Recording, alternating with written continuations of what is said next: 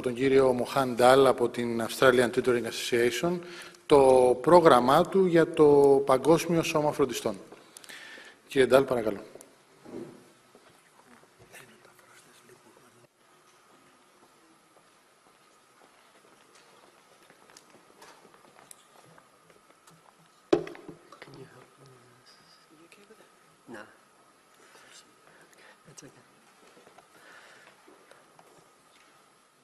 Απλώς πριν ξεκινήσετε υπάρχει ένα μικρό περιθώριο ακόμα μισής ώρας στο οποίο θα βρίσκονται εδώ και οι μεταφραστές.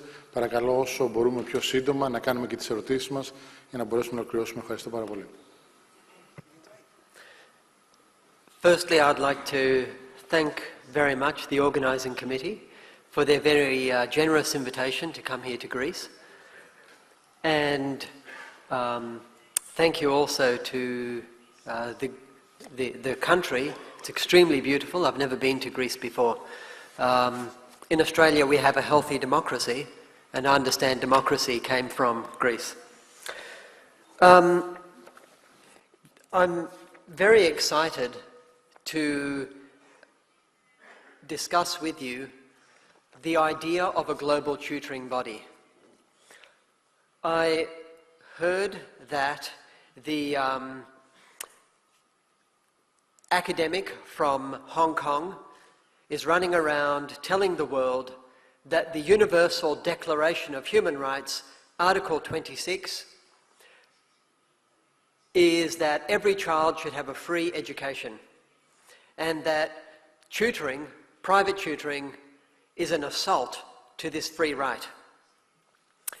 And having heard that, I thought, why don't we actually look at the Universal Declaration of Human Rights, Article 26, and why don't we see whether that is true?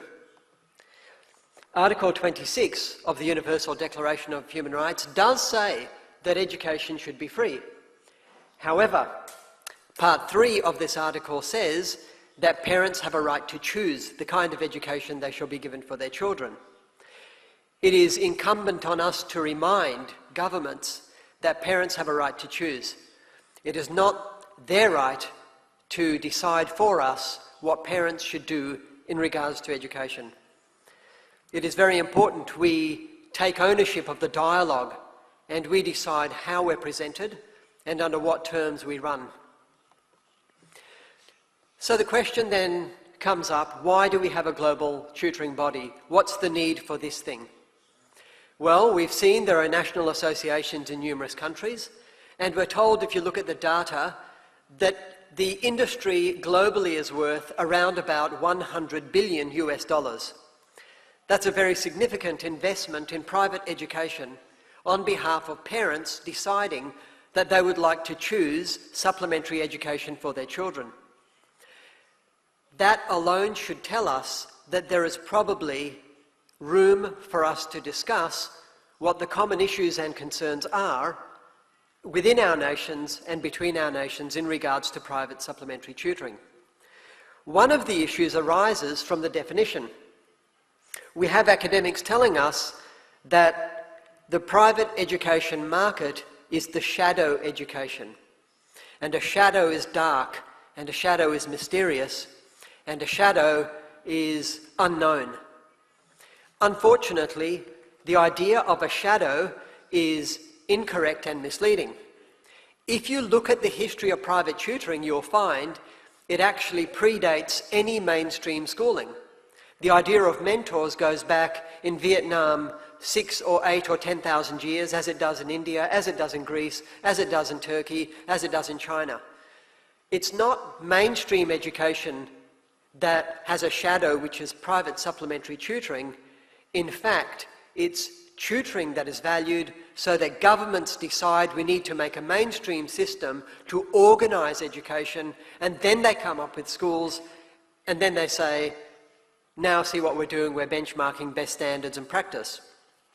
A second thing about tutoring is we have a capacity to innovate in a way that schools can't innovate. In Australia, the first organisation to use a computer in education was a private tutoring body. 10 years later, schools started to realise the value of computers, and now they have laptops. But who's the first to make an app? The first people to make an app for a digital device is, of course, the private tutoring market. It is always a private tutoring market that sees an issue, that solves a problem, and it's the mainstream educators that follow. There is no question of a shadow here because the private market is leading the way. Then we have the issue of what schools do. Schools say everybody must come up to a standard. In other words, we will benchmark that everyone is equal, everyone is the same. But in a private tutoring context, we say everyone's an individual. Everyone is unique. Everyone has talents. Everyone can build on who they are. We lead the way and schools are following. Schools are starting to say, well, gosh, maybe we should differentiate our pedagogy. Maybe kids aren't all the same. Maybe we are all different learners. Maybe we can learn from the private tutoring sector. Now, there are different regulatory responses around the world. We have heard that in Turkey there is a proposal for an outright ban. In Egypt this happened and there was a black market occurred. In the UAE they had a ban on tutoring.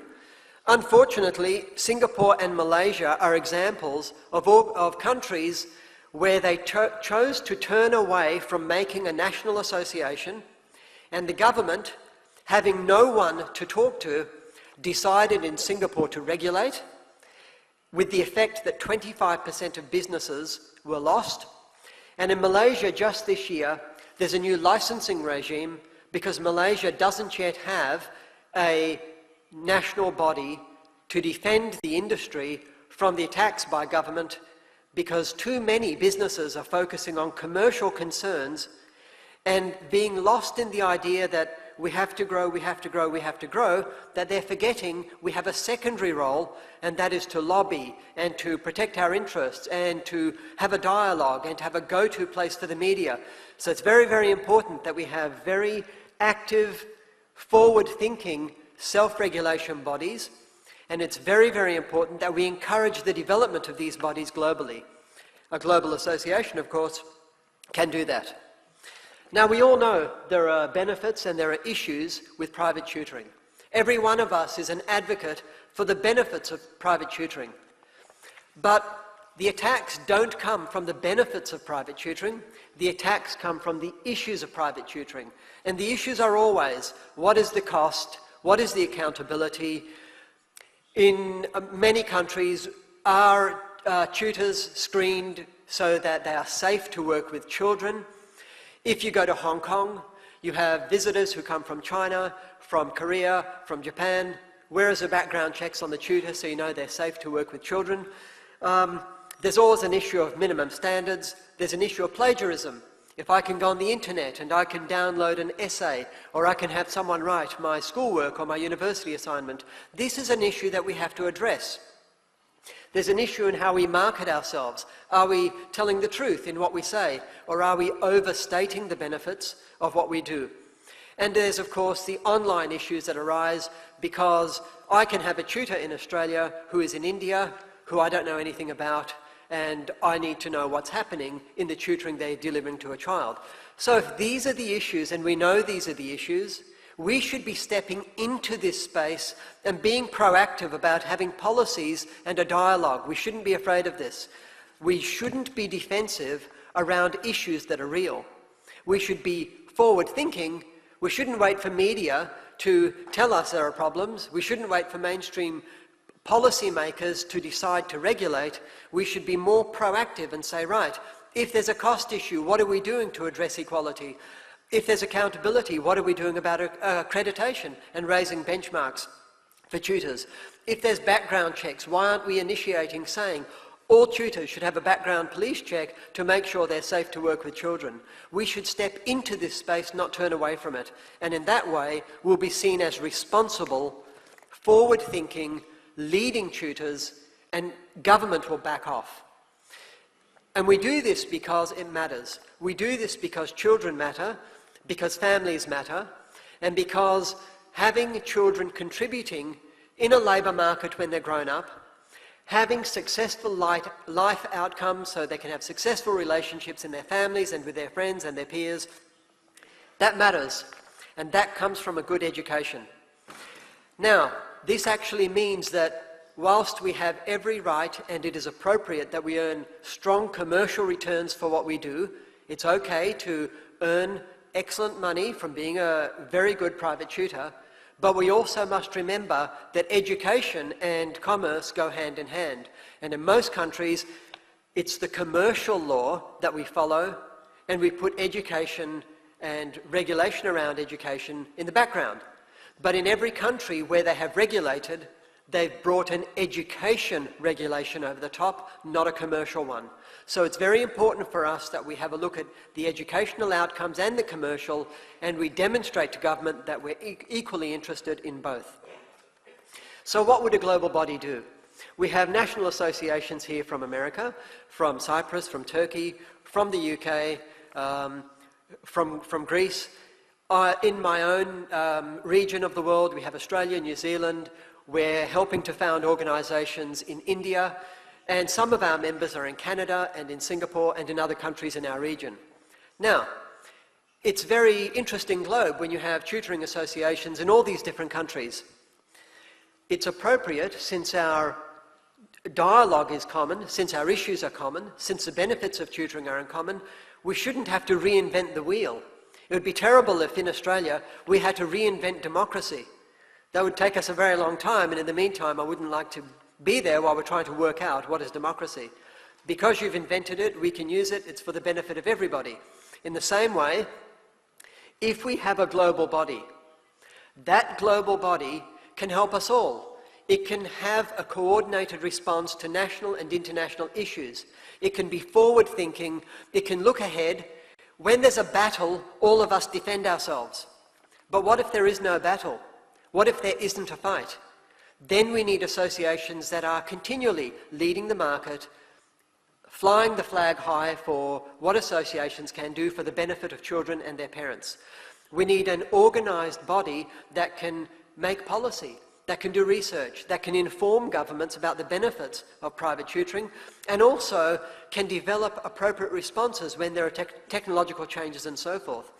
If we have a global tutoring association, then we can have a code of practice that is supranational, that says my country, which has its own accreditation body, is supported by a global body that says that is best practice.